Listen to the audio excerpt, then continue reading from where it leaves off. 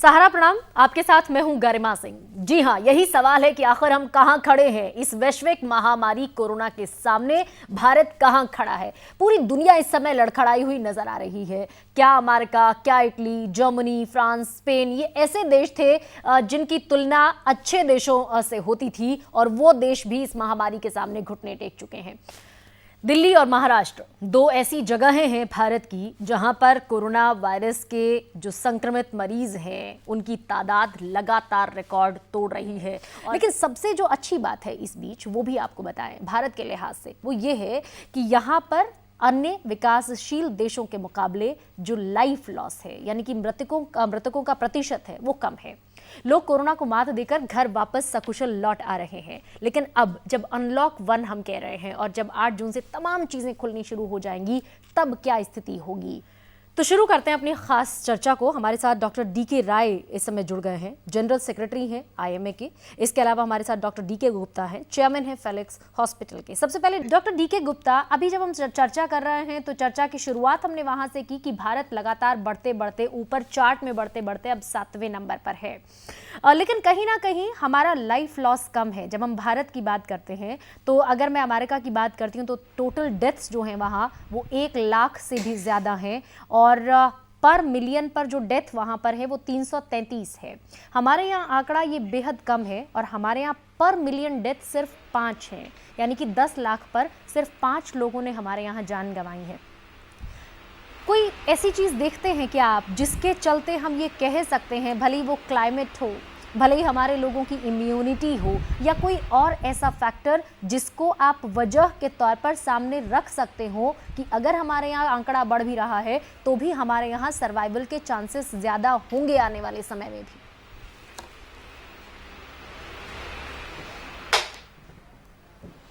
हाँ, तो बहुत अच्छा क्वेश्चन है मैडम आपका। तो पहली बात तो ये कि जो जैसा हमें इटली और यूरोप में देखने को मिल रहा था, यूएस में देखने को मिल रहा था, वहां पे मोर्टेलिटी रेट काफी ज्यादा था। प्लस वहां पे जो ओल्ड एज या सीनियर सिटीजन की पॉपुलेशन थी वो हमारे इंडिया के कंपेरिजन में ज्यादा है। तो वहां पे इसलिए इन्फेक्शन और कॉम्प्लिकेशन रेट हाई है, तो वहां पे डेथ रेट ज्यादा था। हमारे अच्छी बात यह है कि हमारे सीनियर सिटीजन की जो परसेंटेज है, जो 65 प्लस के लोग हैं, वो कम है एज कंपेयर टू इन जो डेवलप्ड कंट्रीज हैं या जो विकसित देश हैं। तो इसलिए एक फायदा था। दूसरा, हमारे ट्यूबरकुलोसिस बहुत एंडेमिक है, बहुत कॉमन है। लगभग सभी लोगों को बीसीजी वैक्सीनेशन दिया जाता है। मलेरिया एंडेमिक है, तो इन सब से भी कुछ हद तक क्रॉस इम्यूनिटी मिल रही थी।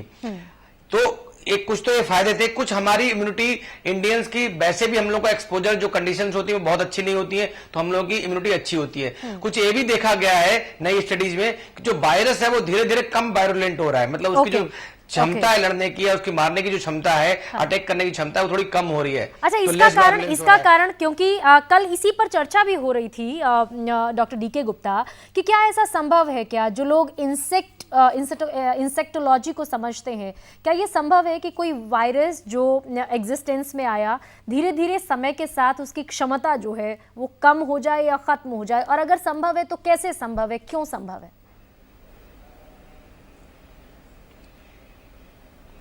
हाँ, तो खत्म होना तो नहीं कह सकते, बट बहुत सारे वायरसेस के अंदर जो जीनोम होता है, उस जीनोम में अगर कोई चेंज आ जाए, जेनेटिक ड्रिफ्ट आ जाए, जेनेटिक शिफ्ट आ जाए, मतलब उसके जेनेटिक जो के अंदर जीनोम के अंदर कुछ चेंजेज आ जाए, तो उसकी वायरुलेंस क्षमता कम भी हो सकती है, ज्यादा भी हो सकती है समय के अनुसार। जैसे हम लोगों ने पहले देखा था H1N1 वायरस था, इन्फ्लुएंजा स्वाइन फ्लू वायरस है, उसका हम लोग हर साल स्ट्रेन देखते हैं कि कहीं उसकी कुछ चेंज तो नहीं आया। तो इसमें अगर इनका जीनोम या जेनेटिक मटेरियल के अंदर कुछ चेंजेज आते हैं तो उसकी कम हो जाती है।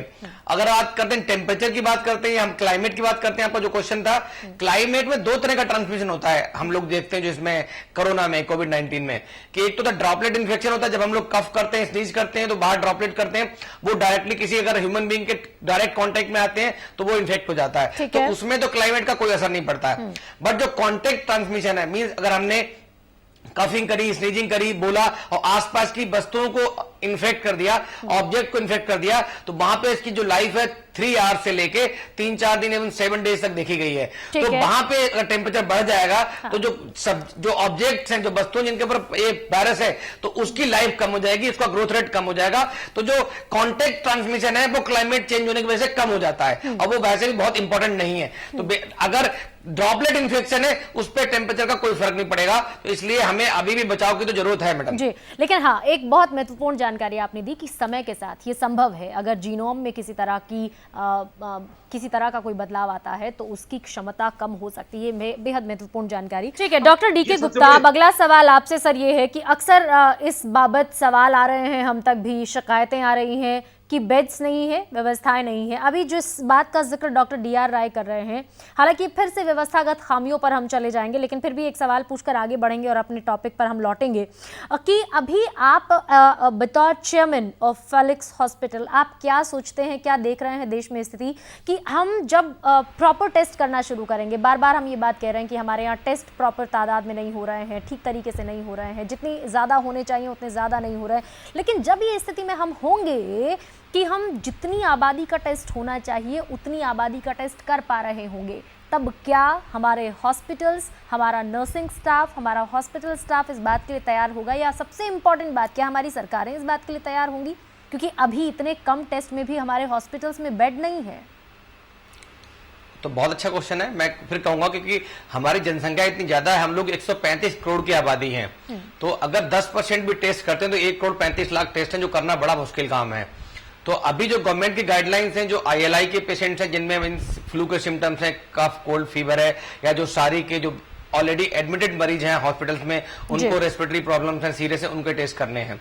तो ये थोड़ा मुश्किल काम है इतने सारे टेस्ट करना। लेकिन जो अभी अच्छी बात क्या है कि हमारे बहुत सारे एसिम्टोमेटिक पेशेंट्स आ रहे हैं, तो ये अच्छी बात भी और खराब बात भी। अच्छी बात इन सेंस में कि एसिम्टोमेटिक मरीजों में कॉम्प्लिकेशन कम होंगे, बेड की रिक्वायरमेंट कम होगी, और ये लोग इन्फेक्शन का फैलाने में भी थोड़ा कम होते हैं, बिकॉज कफिंग स्नीजिंग नहीं होती तो इन्फेक्शन के चांसेस थोड़ा कम फैलते हैं। ठीक है। तो गवर्नमेंट ने जैसे जो होम आइसोलेशन की पॉलिसी लाई है तो उस पर फोकस करना चाहिए।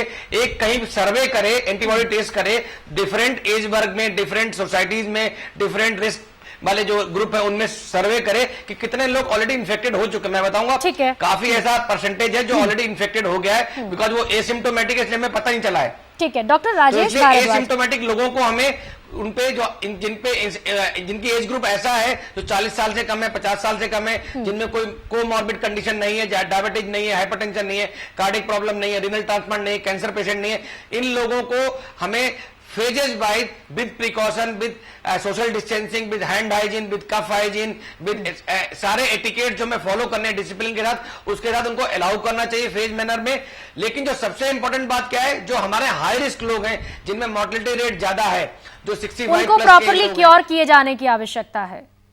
इनको हार्ट प्रॉब्लम है, लंग्स है, अस्थमा है, तो इन सब लोगों को टिपिकली आइसोलेट या क्वारंटाइन कर देना चाहिए अगले 2-3 महीने के लिए, क्योंकि अगर ये लोग बाहर निकलेंगे तो इन लोगों को अगर इन्फेक्शन हो गया तो इनमें कॉम्प्लिकेशन ज्यादा होंगे और डेथ रेट जो अभी बहुत कम है वो बढ़ जाएगा, वो बढ़ने का खतरा ज्यादा होगा।